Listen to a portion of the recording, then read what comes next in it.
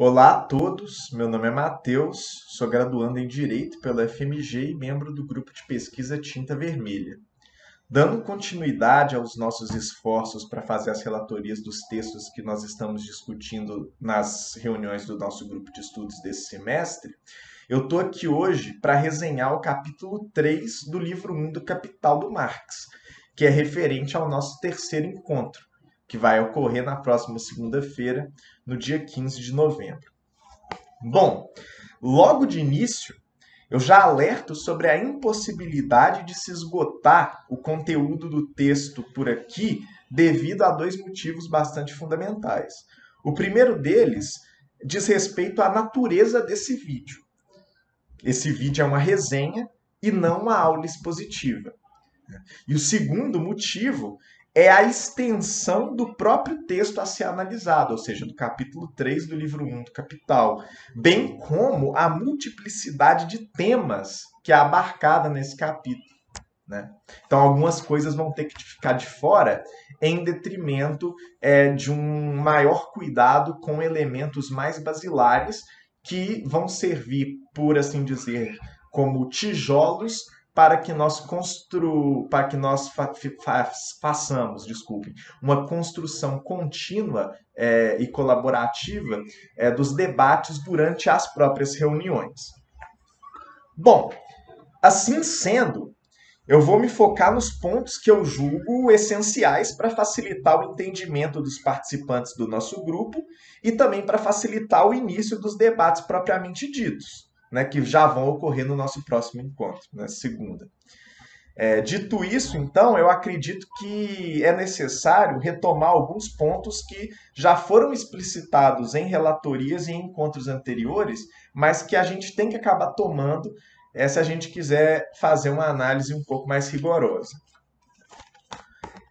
O primeiro deles é a natureza contraditória do capitalismo, principalmente no que diz respeito à produção e à apropriação, sendo que a produção, no modo de produção capitalista, se dá de forma social, enquanto a apropriação se dá de forma privada. Isso é algo que me parece bastante claro ao ler os primeiros e segundo capítulos do texto do Marx, né, do Capital. O segundo é o caráter dúplice da forma mercadoria, que é composta, como a gente viu no capítulo 1 do Capital, por valor de uso, ou seja, qualidade de objeto de uso por meio de seu corpo mercadoria, de sua objetividade sensível, e por valor, e o que é o valor, né, retomando aí, é uma relação social típica da sociedade capitalista e que vai ter como medida de grandeza o trabalho socialmente necessário para a produção de uma mercadoria qualquer. Donde, isso é muito importante, não confundir a substância do valor, que é relação social historicamente delimitada, própria da sociedade capitalista, com a medida da grandeza do valor de uma mercadoria determinada, que é o tempo de trabalho abstrato. Bom, tudo isso exposto, eu acredito que a gente pode passar ao texto que aqui nos importa, né? Que é o capítulo 3 do livro 1 do Capital do Marx, intitulado O Dinheiro ou a Circulação de Mercadorias. Pois bem, o próprio nome do capítulo, repetindo, O Dinheiro ou a Circulação de Mercadorias, já nos antecipa alguns debates que o Marx ele vai travar com várias vertentes teóricas burguesas em todo o seu itinerário de crítica da economia política. Aqui, em especial, com autores da estirpe de Locke, que defende a tese do dinheiro como mera convenção social, e, por outro lado, com toda a linhagem de economistas que acabam confundindo a categoria dinheiro com a sua função de moeda e, portanto, acabam concluindo que dinheiro é produto do Estado, ou seja, que o Estado cria dinheiro e também que dinheiro é igual à moeda, né? E não que a moeda é uma função da categoria do dinheiro. Bom, portanto, eu já indico aqui que para Marx, e isso será demonstrado ao longo da análise do texto, que o dinheiro é parte constitutiva do processo de circulação de mercadorias e também é um elemento necessário à circulação de mercadorias. Assim, o dinheiro não se trata de mera convenção social, como quer Locke, tampouco o dinheiro é fruto do Estado, é um filho do Estado. Ainda que o Estado, como nós veremos mais adiante, cumpre um papel indiscutível nas determinações das categorias do dinheiro, e papel muito importante, diga-se de passagem. Bom, então vamos começar a análise do texto propriamente dito.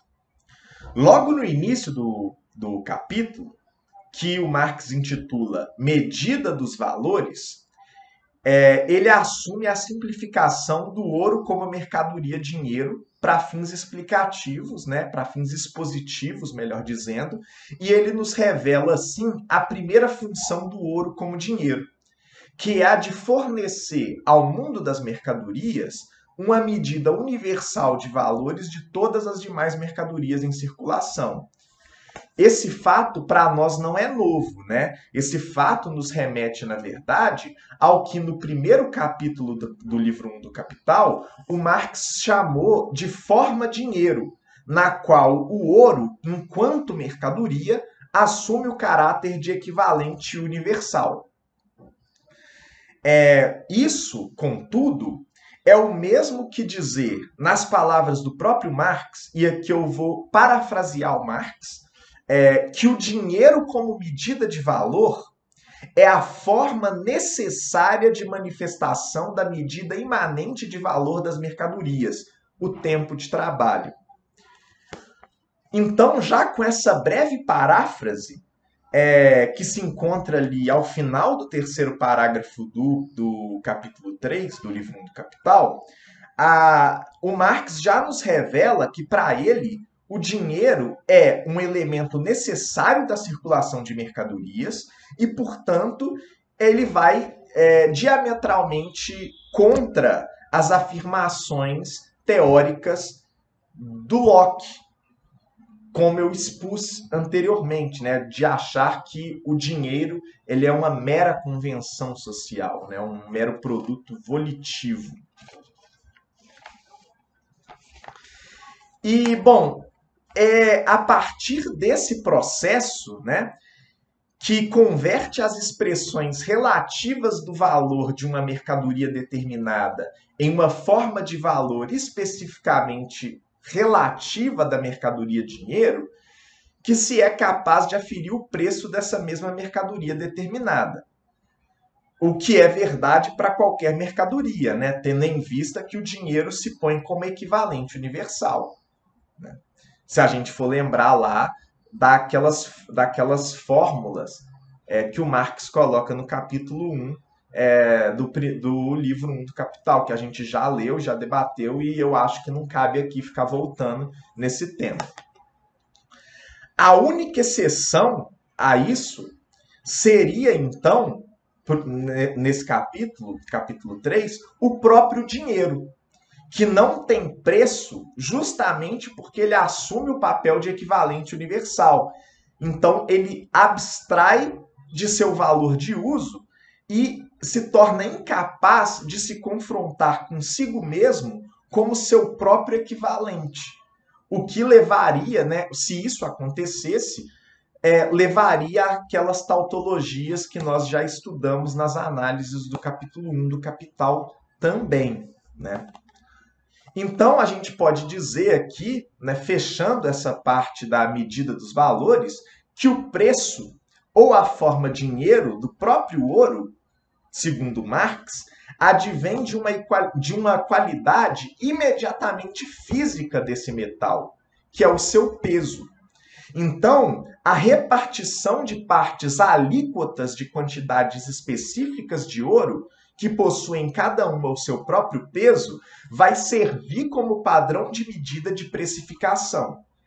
Assim, o Marx aponta, inclusive, que desse fato deriva a semelhança nominal entre o padrão monetário e o padrão de preços das sociedades de sua época. Então, se a gente for parar para pensar, muitas medidas de dinheiro, né, antigas, né, da época do Marx ali, do século XIX e tudo mais, e até anteriores, eram unidades de medida semelhantes às unidades de medida de peso, justamente porque se utilizava o artifício de pesar determinada quantidade de metal precioso com uma barra de ferro ou um outro metal cujo peso já era sabido, para então, a partir dessa pesagem, se tirar um elemento comum que garantiria então a precificação do próprio metal, né, que serviria como dinheiro por aí. E então eu fecho a análise dessa primeira parte do terceiro capítulo com duas passagens do Marx, que estão aqui na página 171 da edição da Boitempo, da 177, desculpa, da edição da Boitempo, e até a 178. Eu vou ler aqui. Diz o Marx: no preço, a mercadoria pode possuir, ao lado de sua forma real, ferro, etc., uma figura de valor ideal ou uma forma ouro representada, porém não pode ser a um só tempo realmente ferro e realmente ouro. Para o estabelecimento de seu preço, basta equipará-la ao ouro representado, mas para servir a seu possuidor como equivalente universal, ela tem de ser substituída realmente pelo ouro. Se, por exemplo, o possuidor do ferro se encontrasse diante do possuidor de outra mercadoria qualquer e lhe referisse o preço do ferro que se encontra na forma dinheiro, e ele lhe responderia tal como São Pedro respondeu a Dante no Paraíso, depois desse último ter-lhe recitado o credo. E aqui o Marx cita, né, a Divina Comédia, começo da citação: bem soubeste dizer, ora, dessa moeda a liga e o peso, mas dize-me se a tens em seu poder. Fim da citação. Marx continua então: a forma preço inclui a possibilidade da venda das mercadorias por dinheiro e a necessidade dessa venda. Por outro lado, o ouro funciona como medida ideal de valor apenas porque ele já se estabeleceu como mercadoria-dinheiro no processo de troca. Sob a medida ideal dos valores esconde-se à espreita o dinheiro vivo. Então, o que eu quis trazer com essas passagens?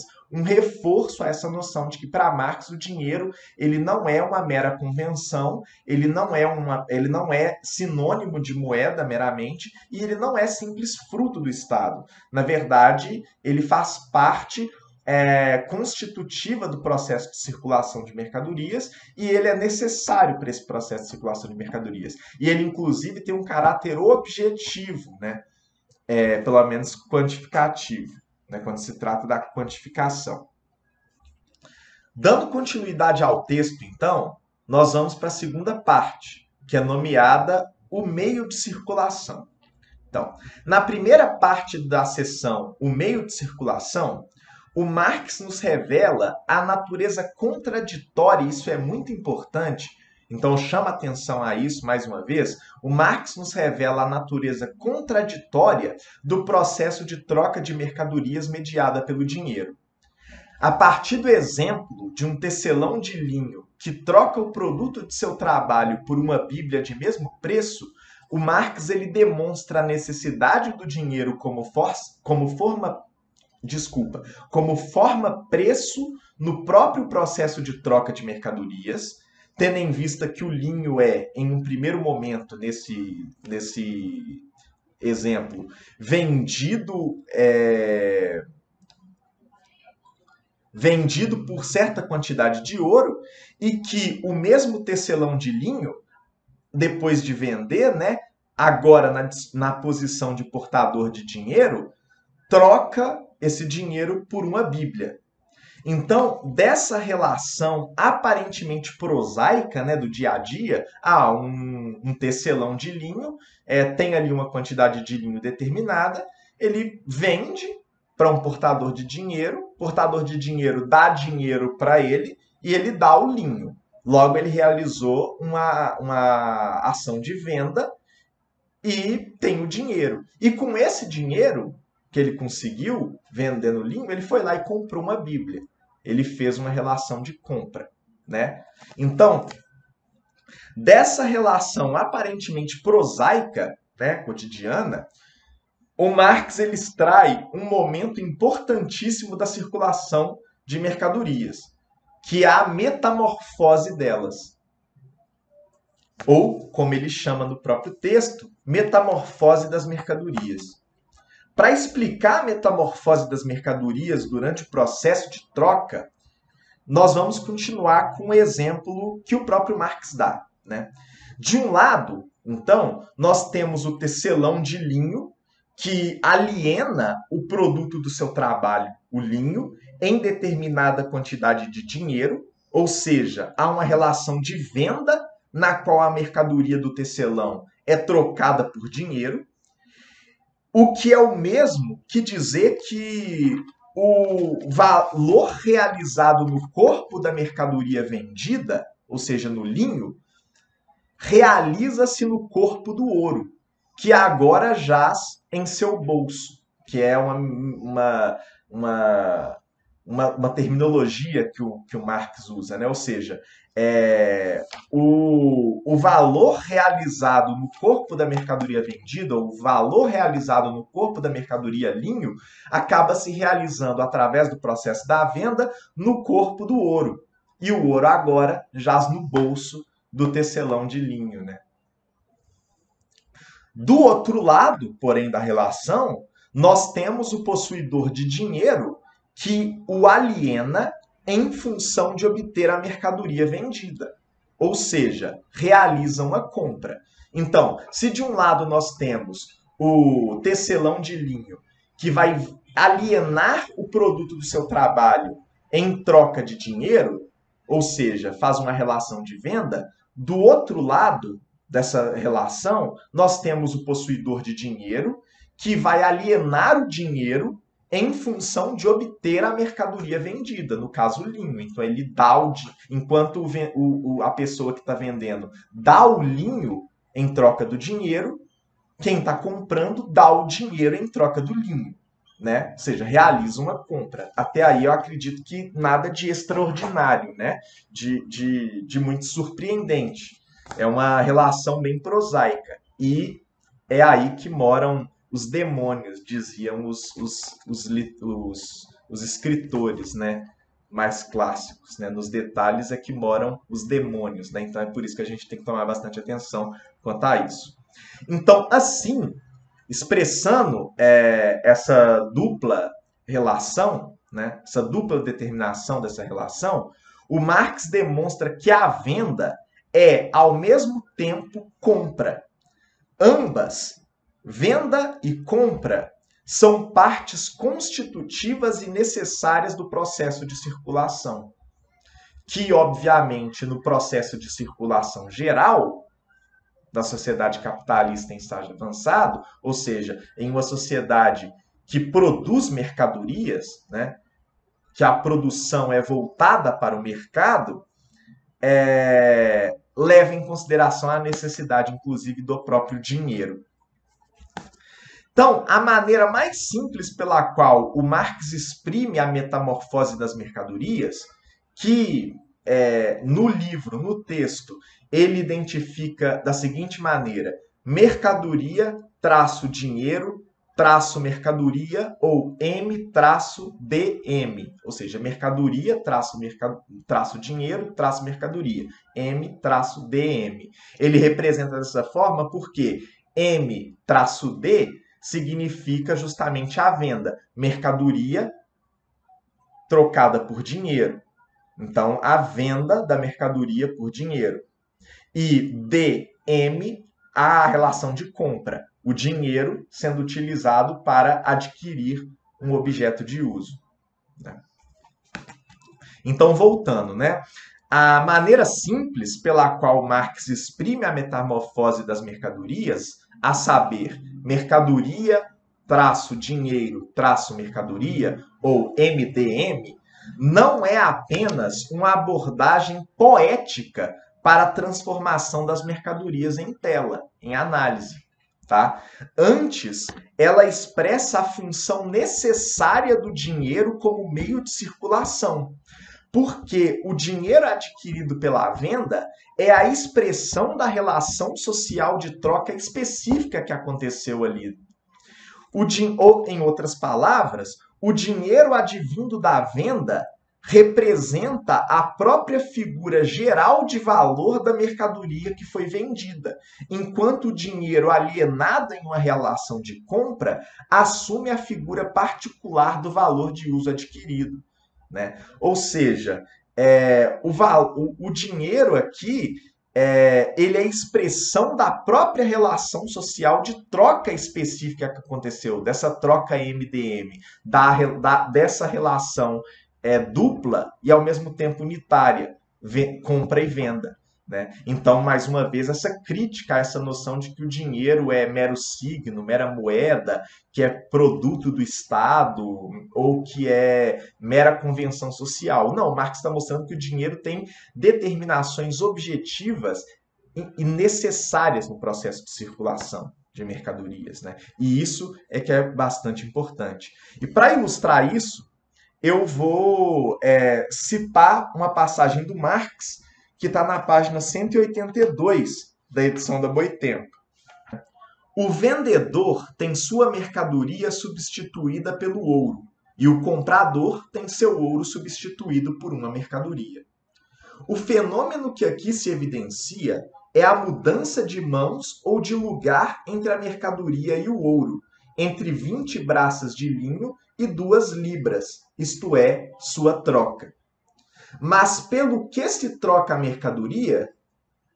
Por sua própria figura geral de valor. E pelo que se troca o ouro? Marx continua. Por uma figura particular de seu valor de uso. Por que o ouro se defronta com o linho como dinheiro? Porque seu preço de 2 libras ou a denominação monetária do linho já o coloca em relação com o ouro como dinheiro. A externalização da forma original da mercadoria se consuma mediante a alienação, e aqui em alemão, no termo original, a alienação é Veräußerung, que significa venda também. Então, não é alienação necessariamente no sentido como aparece nos manuscritos econômico-filosóficos, por exemplo. Tá? A alienação aqui está vinculada à venda, Veräußerung. Tá? Isso é importante de se ter em mente. Então, continuando. A externalização da forma original da mercadoria se consuma mediante a alienação da mercadoria, isto é, no momento em que seu valor de uso atrai efetivamente o ouro, que em seu preço era apenas representado.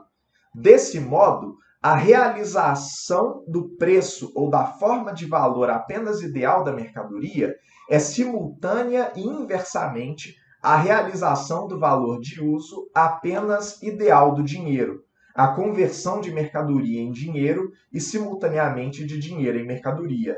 É um processo bilateral. Do lado do possuidor de mercadorias, venda. Do lado do possuidor de dinheiro, compra. Ou, em outras palavras, venda é compra. E MD, ou seja, mercadoria, dinheiro, é igual a DM, dinheiro, mercadoria. Bom, depois dessa citação, né, para demonstrar o papel fundamental do dinheiro no processo de circulação de mercadorias, o que incorre nas já mencionadas críticas às noções de dinheiro como mera convenção social e de dinheiro como simples moeda, fruto do Estado, eu vou citar o Marx mais uma vez, na página 186 da edição da Boitempo, segundo parágrafo. O Marx diz o seguinte: por isso, diferentemente da troca direta de produtos, O processo de circulação não se extingue com a mudança de lugar ou de mãos dos valores de uso. O dinheiro não desaparece pelo fato de, no final, ficar de fora da série de metamorfoses de uma mercadoria. Ele sempre precipita em algum lugar da circulação, deixado desocupado pelas mercadorias.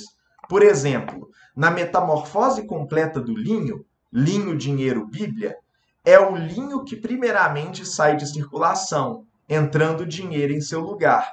E então a Bíblia sai de circulação e o dinheiro toma seu lugar. A substituição de uma mercadoria por outra sempre faz com que o dinheiro acabe nas mãos de um terceiro. A circulação transpira dinheiro por todos os poros. Eu acho muito emblemática essa citação do Marx, né? Essa frase do Marx. A circulação transpira dinheiro por todos os poros. Para a gente pensar essa questão.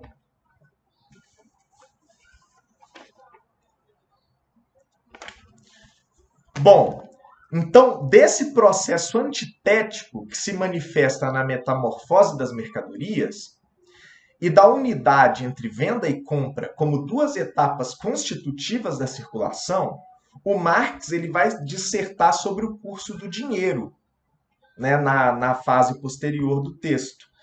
Só que esse tema, eu acredito que ele poderá ser abordado com mais cuidado durante a nossa terceira reunião mesmo. Por quê? Porque como esse vídeo tem uma natureza de resenha, ou seja, de exposição de pontos fundamentais para dar início aos debates e a facilitar o contato com o texto, eu não acho que transformar a relatoria numa espécie de aula expositiva, de ficar explicando conceito por conceito, seja algo próprio dessa proposta, né? Eu acho que como essa parte do texto que o Marx vai tratar do curso do dinheiro traz muitos desdobramentos com esses elementos fundamentais que eu acabei de expor, eu acho que é uma boa prática que os participantes do grupo, né, os que desejem, apreendam ali essas questões fundamentais. Espero que a minha abordagem aqui ela ajude, né, na compreensão, e então passem para ver quais que são as determinações específicas do curso do dinheiro que a gente vai poder discutir nas próprias reuniões. Porque senão fica meio sem sentido, né, a reunião existir. Se a relatoria fala exatamente tudo o que está no texto, não precisaria de reunião para debate, né? Seria uma espécie de aula remota, o que não é a nossa intenção de jeito nenhum. Bom, e o próximo passo do texto, né, do capítulo do Marx, ele chama de a moeda, o signo do valor. Para começar a abordar esse trecho do capítulo, eu gostaria de citar o próprio Marx, mais uma vez, que é o primeiro parágrafo da página 198 da edição da Boitempo. Marx diz o seguinte: da função do dinheiro como meio de circulação, deriva sua figura como moeda. A fração de peso do ouro representada no preço ou na denominação monetária das mercadorias tende a se defrontar com estas na circulação como peças ou moedas de ouro de mesmo nome. Assim como a determinação do padrão dos preços, também a cunhagem de moedas é tarefa que cabe ao Estado. Nos diferentes uniformes nacionais que o ouro e a prata vestem, mas dos quais voltam a se despojar no mercado mundial, manifesta-se a separação entre as esferas internas ou nacionais da circulação das mercadorias e a esfera universal do mercado mundial. Bom, depois, né, de apresentar essa passagem, a gente pode concluir que o Marx ele não ignora o papel do Estado na determinação dos preços. Processo, né, que leva em conta a propriedade física peso do ouro, inclusive, como eu disse anteriormente. E o Marx tampouco ignora o papel do Estado na cunhagem de moedas. Porém, não ignorar o papel do Estado na determinação dos preços e na cunhagem de moedas não significa supervalorizar ou autonomizar o papel do Estado no processo de circulação, como é próprio de muitos autores liberais, de muitos economistas burgueses, né? Então, nessa sessão intitulada A Moeda, o Signo do Valor, o Marx ele vai demonstrar que o papel moeda é apenas um signo de valor na medida em que ele representa quantidades de ouro, uma representação que só se faz possível porque o ouro, à semelhança de todas as outras mercadorias, é quantidade de valor. Então, resta claro para nós que o dinheiro só pode ser substituído por um mero signo de si mesmo, que é livre de valor, ou seja, a moeda é desprovida de valor, segundo Marx, na medida em que, enquanto dinheiro, jaz autonomizado nas suas funções de meio de circulação, que a gente já viu, e de moeda, assumindo assim um modo de existência simplesmente prático e separado de sua substância metálica, né? Ou seja, de seu corpo mercadoria. Bom, feitas essas considerações sobre o texto, vocês vão reparar que o texto ainda continua com uma parte 3, denominada dinheiro, em que o Marx vai falar sobre o entesouramento, vai falar sobre meio de pagamento e vai falar sobre o dinheiro mundial. Eu escolhi não tratar desses temas especificamente na minha resenha pelo mesmo motivo, ou melhor, da resenha não, dessa relatoria, pelo mesmo motivo que eu escolhi omitir o curso do dinheiro. Por quê? Porque essa parte do capítulo, essa parte final do capítulo, ela condensa todos esses fundamentos que a gente analisou até agora nessa relatoria e desdobra esses elementos fundamentais em elementos um pouco mais complexos ou em novas relações.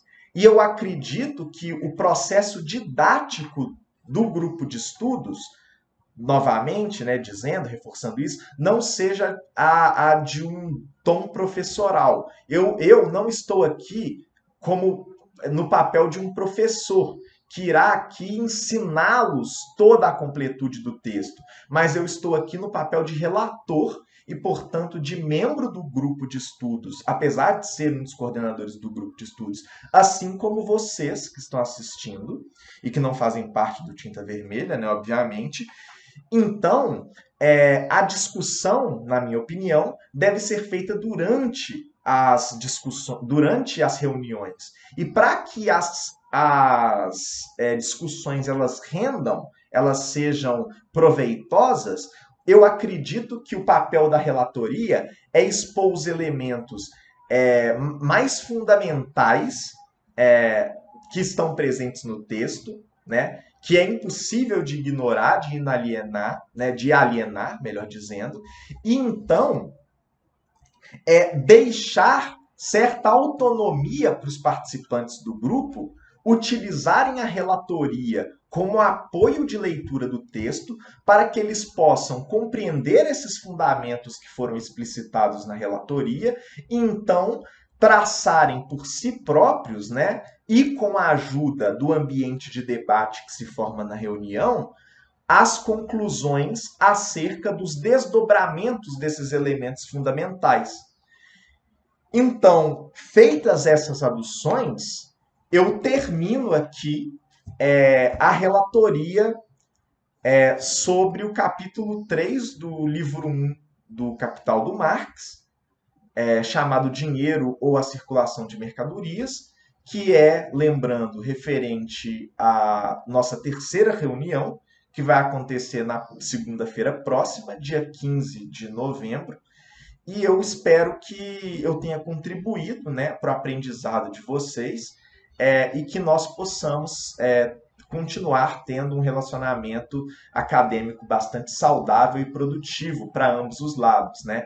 Tendo sempre uma relação de ensino-aprendizagem, né? Assim, se me permitirem fazer aqui uma analogia com a unidade entre venda e compra que o Marx faz, né? Uma relação de venda traz consigo sempre uma relação de compra.